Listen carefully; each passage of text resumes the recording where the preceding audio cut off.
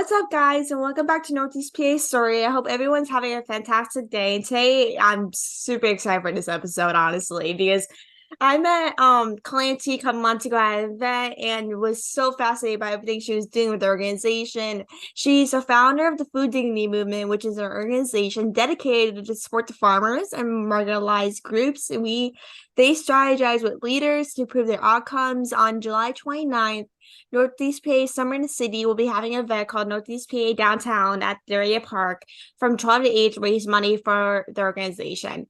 Clancy, thank you so much for taking the time out of your schedule to talk about your organization events. I'm so happy to talk with you again. Yeah, well, thank you for having me. It's certainly an honor, and I love what y'all are doing, and especially Thank, this podcast.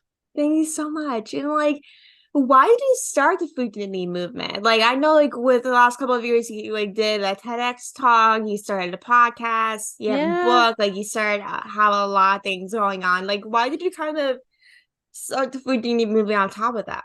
Well, all right. So this could be a really long answer, and I'm not going to go too far, but like you said, I've been doing a lot of work. I was on the ground running a food pantry for over a decade. And I really what I wanted to do was move away from the typical food pantry system, the typical banking system. And I wanted to us to be able to reach people who need help and who are also receiving services through another organization. And so most of our partnerships are with other nonprofits in Northeastern Pennsylvania who might be who are working with population who we already know is food insecure, meaning that they have chronic hunger, they don't have access to a steady supply of food, but their nonprofit doesn't focus on that. They might be focusing. One of our nonprofits, for example, is New Roots Recovery Centers. And what they do is they help people with substance abuse disorder. And we work with Victims Resource Center, LCCC. There's so many that we work with in our local community. But what we do is we help them provide food right on site when people are receiving their services. So we don't have to ask someone to go to a typical food pantry that might only be open 2 hours out of the month or out of the week. They don't have to take multiple bus routes. They're getting food at a place where they know the people who are helping them. They already have a trusted relationship. So it's breaking down barriers, individual barriers. But what we're also seeing is that it helps that nonprofit who's already receiving funding. They're already working with a population who is committed to helping themselves through some type of hardship. We're helping that nonprofit increase their participation, increase collaboration, which then helps increase funding. So overall, it helps with the sustainability of a nonprofit. We like to think of ourselves as helping other nonprofits do really great work through food equity and making How do you kind yeah. of push the organization to help food poverty though? How do you kind of reach out to these organizations or go to them individually, however you guys decide to do? How do you guys kind of go to them and be like, hey, how Yeah. can you guys be help this problem type of thing? Well, so I've been in the area for a while. I've been, 27 years in this field. So I do have current relationships. So obviously it's easy to go to places that you have your current relationships. And at first, I'll be completely transparent. There are some nonprofits, Victims Resource Center. We talk about this and joke about it all the time. When I first approached her, she really was hesitant to work with me because they're overworked. They are not staffed. Typically, right? I shouldn't be saying that Victims Resource Center is not staffed because I don't know if that's factually accurate. But many times when we go to nonprofits, they usually are like, we already have a heavy workload. And how can we bring on other things? And so we commit that in that beginning partnership I get a lot of college level students, high school level students that are in future healthcare workers who want to learn more about food poverty, food insecurity, food equity. And so we work with those students. We have this workforce development type platform where we help grow leaders.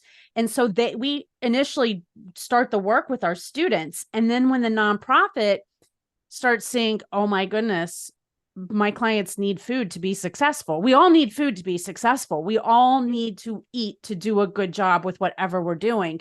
And when we have access to locally grown, locally sourced PA agriculture, Pennsylvania agriculture, and it's nourishing food, it's going to help us thrive and do better. So the nonprofits, when we take on that heavy load first, and then they start to see, oh, wow, I get it. I see it. Okay, Clancy, now I need refrigeration. Now I need freezers. Now I need shelving.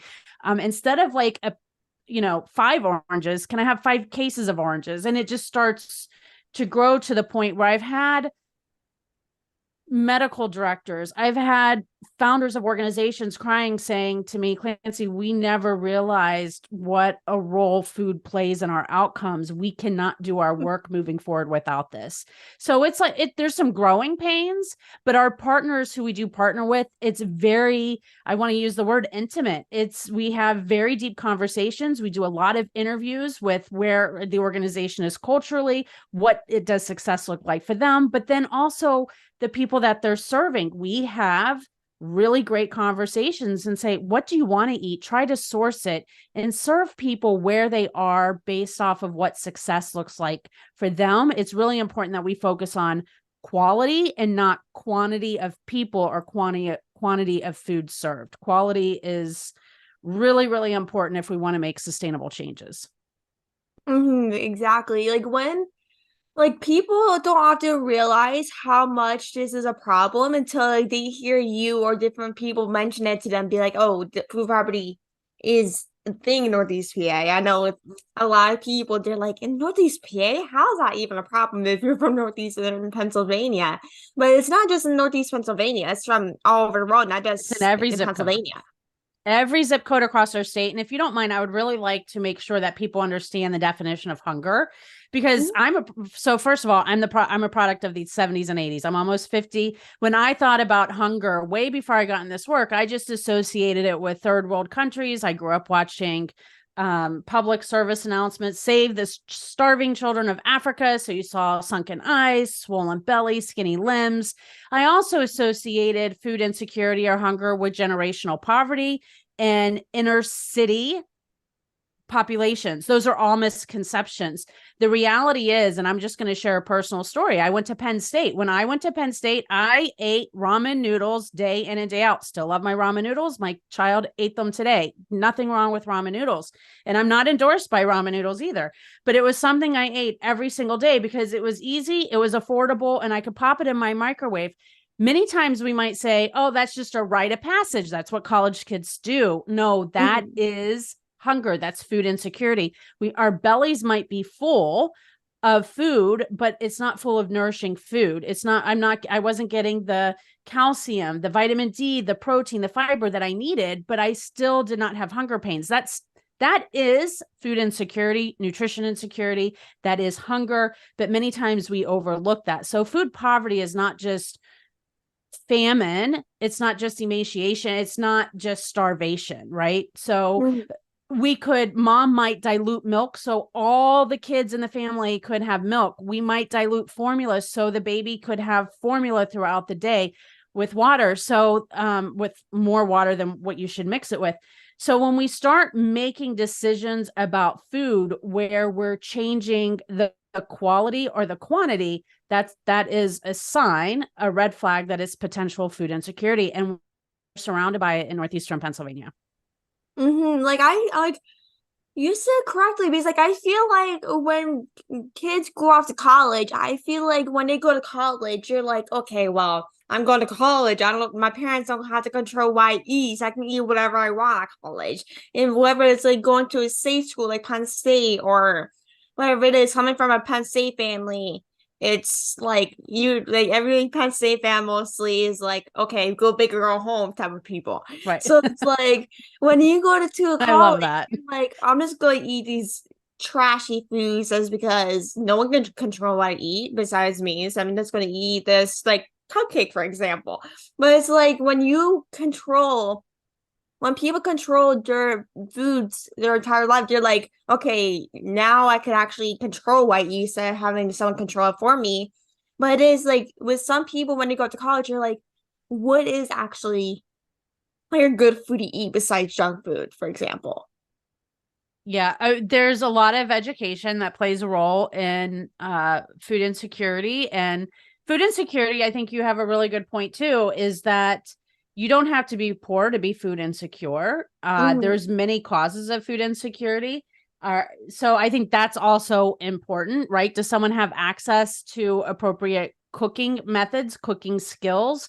Do they have access to transportation? We have many people who are isolated in Northeast, especially elderly in Northeastern Pennsylvania, who might have Mm-hmm. money, but they have no way to get to a grocery store. And it's a very, very limited when they do get to that is a great example of food insecurity when someone is not it's not caused by financial means. Most of the time it is associated with poverty and financial instability. However, that does not have to be a reason. So yes, I think there's a lot of education that needs to be done. And that's one of the things we were literally sitting down today discussing what we're going to be cooking tomorrow and with our clients at New Roots. And it's just a fun time when we get together and we actually have them teach us how to cook their culturally favorite foods, their family favorite recipes. So we're making sure we're meeting people where they are with what, and I'm going to make sure I stress this, with what they want to eat. That's super important. And like, how do you guys kind of like come up with the ideas to support people in the area? Like, do you guys just go in the group and talk about what people want, or do you hear from the people specifically about like kind of what they need type of thing? What's really important for us is we look at, first of all, in 2021, we held a think tank, which was a lot of local organizations. We like to identify where gaps are. Where can we fill those gaps that is needed, but could also benefit multiple organizations? We feel that it's really important that we help other organizations become stronger through, and I want to use the word empowered collaboration. There's many I would say nonprofits that say they collaborate, but really they collaborate when it's in their best interest. There's a fear of collaboration because maybe someone's going to take their funding or they're going to get the accolades or the awards or the PR. But really, when we decide who we're going to partner with and how we're going to partner and figuring out those relationships, we identify the gap, the need, we hold focus groups, we really work on sustainable change and not just giving people food and counting how many pounds and how many people we served. We want to see change that will last and help people actually get out of poverty. And it takes a lot of conversations and also identifying the needs and the barriers of the people, whether it's the organization we're working with, but also the people that they're serving. So again, it's a process and it's a series, but once we have our really good partners, we're making some drastic change in our community, and we love that. Definitely. And like, how do people like kind of you talk about your organization and its mission? Like, do people act surprised or they're like kind of like like what is this type of thing? You know, it's like how do they Yeah, typically react?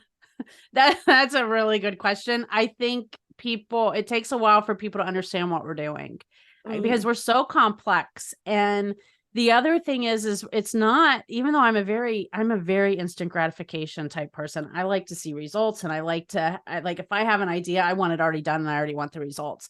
And so I'm the this is same exact really, way. yeah. I'm So the this, same exact way. I Like if I don't get it, if I have an idea in mind, I'm like, I'm just going to get this done now before I forget it and then right. no, never happen. So when we're trying to make sustainable change, where we're really creating system and policy and cultural shifts that change mindsets and procedures, we have to have a lot of patience and we Mhm. have to it takes time. We have an evaluator. Like I said, we don't just count pounds and number of people served. That's easy. When someone can say we served X amount of people in so many meals, it's an instant, people get it. But when we are trying to talk about, no, we're actually creating shifts that is going to improve, strengthen our community. It takes a while for people to understand. And that's why I'm so grateful that you are raising awareness, that you have me on your podcast, that you're raising funds for us. because we need it, right? We need the Mhm. help. And like I said, when people do get what we do, they love it. And Yeah. especially our partners, they're like, we can't live without this. And they want more, and we want to give them more, and we want to go deeper into our relationships. But right out of the gate, I feel it's hard to get that sell to people. But when it comes and when it happens, they're they're there for life. And that's what I love Mhm. about our organization as well. Yeah, and like once like for like the last year, I've been helping Paul, who's the founder of Northeast PA Summer in the City, with his event. And like once he mentioned to me the one day, I think it was like sometime a couple of months ago before the summer started, he's like, "Oh, we're gonna be partnering with Dignity." And I like once he told me that, like I immediately looked you guys up because I was like, because I never heard of like honestly, I never heard of the organization before. Like I'm the type of person that's like, if I never heard of an organization before, I would literally do all the research that ever exists on Yeah. this organization. Like I would literally go on every website, every article. I would like do full blown Great. research. And so like what it be sometimes I'm like I just go kind of beyond what I'm supposed to do. So like when I went and did some research on like your organization and went on your Facebook and all this stuff, I'm like, this is actually insane. Like this is like terrific. Because like since I grew up here and for the last almost 17 years of my life, I never personally seen an organization like yours. Like it never kind of I never seen it on TV. I never seen it in the area when I drive by. It's like let's say Scranton or Grandma out somewhere. I never seen it. So it's like once I came across like an organization, I was like, I need to meet Clancy. I was like, I need to meet Oh, her because I wanted to talk to you about it. Because of course, like well, coming from my experience, I have a eating disorder. I was never diagnosed with it, but I was like, I'm considering eating disorder because I have a hard time eating actually good foods. I always eat junk.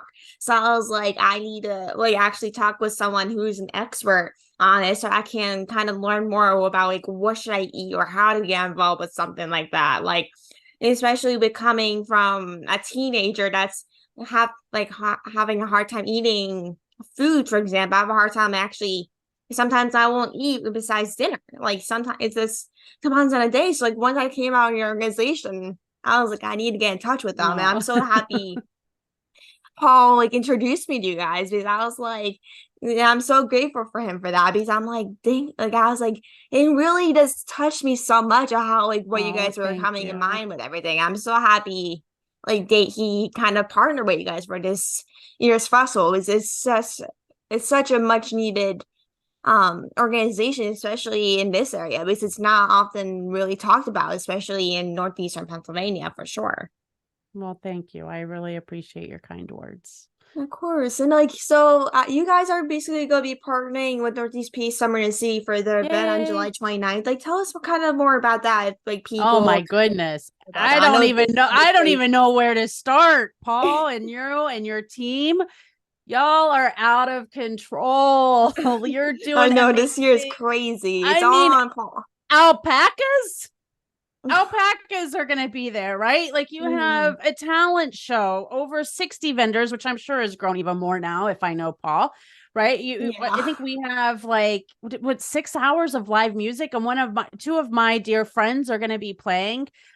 We have Eric. He was the lead singer of Crush, which was they actually, just so you know, played at my wedding, and Oh, really? I love Eric. So if anyone's listening and you know Crush and you are, a product of like in the 90s, you're going out to bars, Eric's going to be there playing. So I'm really excited. And then my Bill Ellsworth, he is where's I don't even honestly I don't know the name of his band, but he's going to be playing. I think him and maybe someone else, but definitely him. He does a lot of folk music or classic rock. So I'm super excited that he's going to be there. And then I don't know the other bands, but I'm just really blown away with the amount of community support, all the Hmm. sponsors. You've done such a great job with getting sponsors. And it sounds like it's just going to be a really great day to bring your kids out on July 29th. So thank you.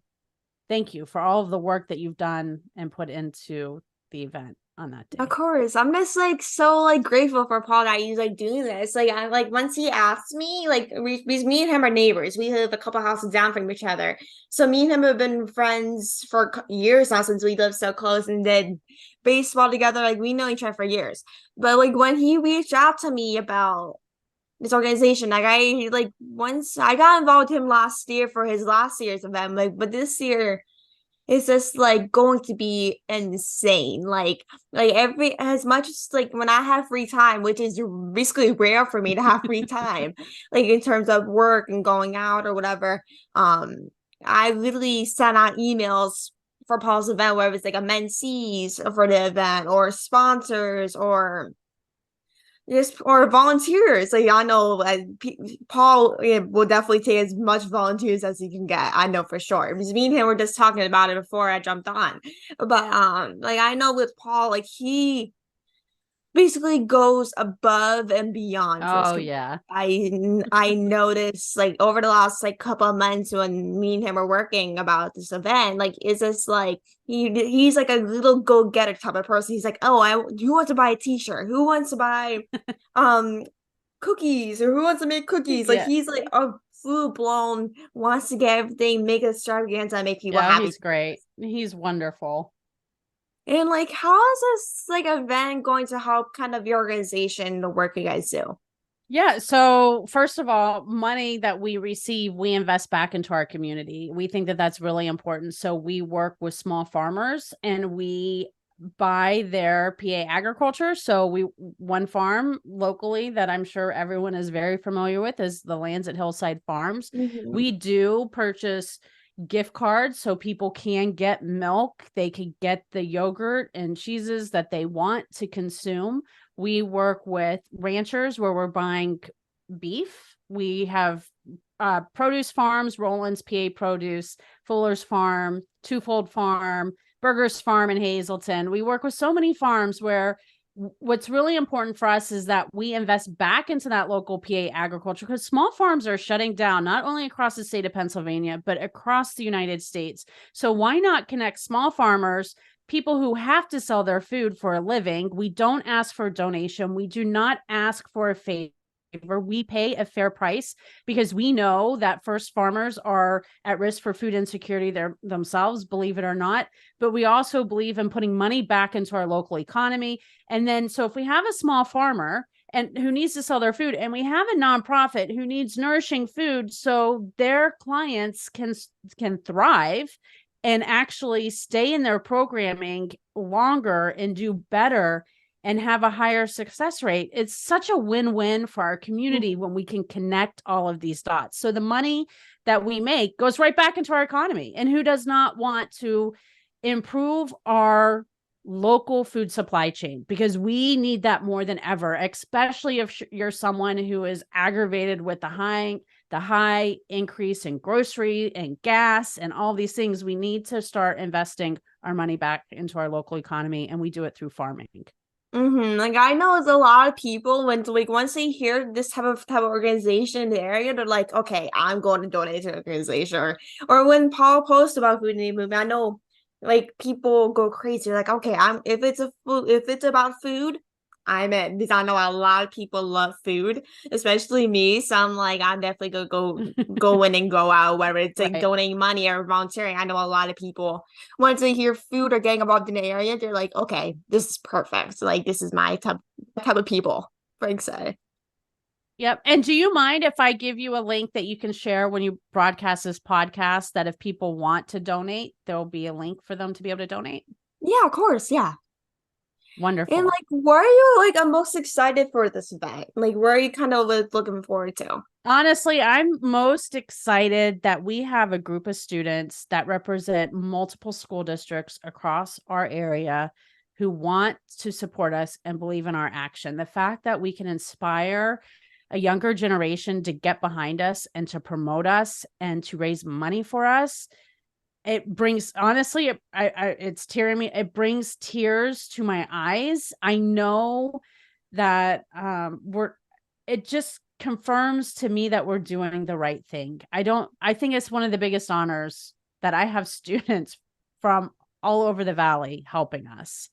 And I think that's one of the things I'm the most excited about, is to get to meet your whole entire team. And Mhm. also, just so you know, which I haven't even told Paul this, I think I have like I have 5 rising freshmen at one school, and I have a rising, she's either a junior or senior at another school, who are going to come out and help too. So even if I Oh, can get wow. more students involved to help, to even help your cause, I just think that that's so special. So that's honestly what I'm most excited about. Definitely. Like when people hear like when high school students doing this event, they're like, this is like you don't basically see this often, high school No, students in Northeast PA doing these type of things. Like no. we're like the last almost I'm about to be 17, but like I started everything when I was 14, so about like 3 years, almost basically 3 years now. Now I've been doing everything since I was 14 years old, like podcasting, interviewing, volunteering since I was 14 years old. And like when I see Paul, it just reminds me like of how much his generation is going out and supporting other people. And it makes me so happy because like to have like I know for me, I love like volunteering or helping our other organizations as much as possible. Whether it's like donating or volunteering or doing interviews or something. I definitely it's just the biggest like joy in my life to help other people, especially in this area. Like it's just like a lot of people in this area have done a lot for me, so I do as much as possible to give back to them as well. Like not only just give back to me, but other than as well. Because of course when people think of me or when I'm doing podcasts, they're like, oh, she's just a journalist, 16 years old. Like, it's a small thing, but it's just like, if you see me years ago, I was probably the most shyest girl, quiet girl you Oh, ever meet in your life. I'm serious. well, And good for you. people think That's like you awesome. are shy or quiet when you're young because they never think of it. It's like of me now, but it's like that's how like my life was when I was like 5 or 6 years old, like 10 years ago. So it's like when I do the opportunity, say I get out and get involved, I'm like, this is the best like day of my life. Like this is like as long as I get to like get out and get involved and have fun and meet other people, it's just the biggest joy ever. I love it. I think that's And amazing. Good for like, you. what do you think like people will take away from this event on a train? Well, hopefully, I think they have a really fun time and they get to enjoy their family and raise money for a great cause. And I think, if anything, we can all come together and understand that it takes a community to end hunger. It takes a lot of collaboration. We all have to come together to work together to be able to understand the real problem within our community and how to solve it. So I think just this whole theme around community and working together and coming together for a good time for a great cause, I think it's amazing. Definitely. Like when I know not probably not speaking for myself. I'm sure it's the same thing for you as well. But if it's like when you go out to these events that supports a good cause like your organization, I definitely it just makes like a time like you're just having a time of your life helping other people, not just for your the event people, but also doing something for a cause that's very important for people in the area. I'm sure like once you raise all that money to help other people, it just brings the most joy to not only help yourself and your organization, but help other people in the area as well. It's definitely the biggest joy ever. Yeah, I agree. And like I wanted to ask you before we hop off, like how can people get involved with your organization or the event? Sure. So, first of all, our website is fooddignitymovement.org. And we also, if we are always looking for volunteers to help at certain locations, like for example, this coming Friday, which this I don't even know will probably already be aired, but it's the fourth Friday, no, the third Friday of every month, Pack Pediatrics. We work with them and we help with their mobile food distribution. So we post that. We have a private Facebook group and it's called Feed NEPA, NEPA, Feed NEPA.